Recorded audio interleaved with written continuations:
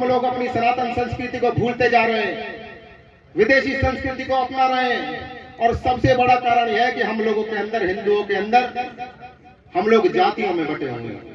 और एक और बड़ी विडंबना, अब तक तो हम लोग जातियों में बटे होते थे, अब सबसे बड़ा जो हमारे लिए श्राप साबित हो रहा है वो रहा है राजनीति। आज हम सब लोग राजनीतिक पार्टियों में बटे हुए हैं।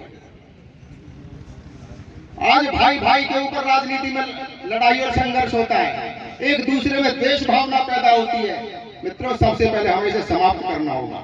सारी पार्टियों के अंदर से देशभक्त हैं, सारी पार्टियों के अंदर हिंदू हैं। हमें उन सब हिंदुओं को सनातन धर्म के लिए एकजुट करने का प्रयास करना पड़ेगा। और सारी राजनीतिक पार्टियों के ऊपर आज जिहादियों का कब्जा है, जो 15% इस देश के अंदर। हर पार्टी के ऊपर जिहादियों का। इस सरकार को भी हम लोग हिंदूवादी कहकर के लाए थे, लेकिन आज है हमारी आशाओं पर आज भी पूर्ण नहीं है। 8 वर्ष के अंदर अगर यह सरकार प्रयास करती तो आज इस धरती के ऊपर एक रक्त भी गौ माता की बूंद की नहीं बह सकती। अगर हरियाणा का मुख्यमंत्री सोच ले मेवात में गोवध नहीं होगा तो एक दिन के अंदर गौ की हत्या नहीं होगी, लेकिन उसका कारण हम सब लोग आवाज नहीं उठाते। मजबूरी हो सकती है, लेकिन धर्म से बड़ी मजबूरी नहीं होती। हम सबको यह प्रयास करना होगा, इस सरकार को चेतावनी देनी होगी, यदि गौ माता के रक्त की एक बूंद भी अगर मेवात की धरती पर गिरती है तो उसका परिणाम इस खट्टर सरकार को भुगतना होगा। और राजनेताओं की जो चापलूसी और चाटुकारा की आदत है वो हमें छोड़नी पड़ेगी। हम एक भी ऐसा व्यक्ति नहीं जो बता दे अपने विधायक से, एमएलए से मिला हो कि भाई गौ की हत्या क्यों हो रही है, बताइए है कोई ऐसा? ये माला पहनने से, ये हम स्वागत करवा लेते हैं, ठीक है, इससे गौ माता का भला होने वाला नहीं है। और जो हम संघर्ष करते हैं सड़कों पर, केवल इससे भी होने वाला नहीं है।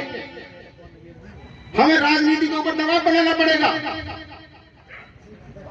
सांसद विधायक हमारे घर पर आए वोट मांगने के लिए, तो पूछो भाई आज भी 8 साल के बाद गौ माता की हत्या क्यों हो रही है? होनी चाहिए क्या? बताइए, आज होनी चाहिए क्या? नहीं। 8 साल के बाद भी गौ की हत्या होनी चाहिए क्या? नहीं होनी चाहिए। इसलिए इस सरकार को लेकर के आए थे, इसीलिए लेकर के आए थे ना। आज पलवल के हमारे गोरक्षक शैलेंद्र भाई है, सोनू भाई है, विक्रम भाई है, परवीन भाई है, सारे दिन गौ की सेवा में लगे रहते हैं। आज पलवल के अंदर जिला बनने के इतने साल बाद भी कोई ऐसी टीम नहीं है डॉक्टर की जो एक गौ माता का सड़क पे इलाज तो कर सके, है क्या? बताइए। तो भाई ऐसे किस तरीके से गौ माता की जय होगी? नारे लगाने से होगी क्या? हम लोगों को एक संकल्प करना पड़ेगा कि राजनीति बाद में, पहले ये हमारा धर्म है, हमारी गौ माता, हमारी आस्था, हमारा सनातन धर्म है, तब गौ माता की हत्या रुकेगी। राजनेताओं के केवल आगे पीछे घूमने से नहीं रुकेगी, हमारा धर्म भी नहीं रुकेगा। आज भी जिहादी इस धरती के ऊपर हावी है। क्यों हावी है? अभी पिछले दिनों आपने देखा, रामनवमी के दिन देश भर के अंदर हमारे रामनवमी के जुलूसों पर पत्थर मारे गए, हमले किए गए थे ना, किए गए थे। किस लिए किए गए भाई?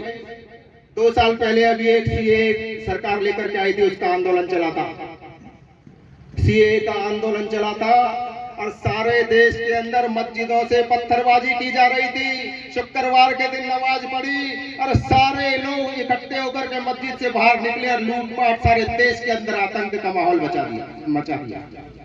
उसका कारण क्या?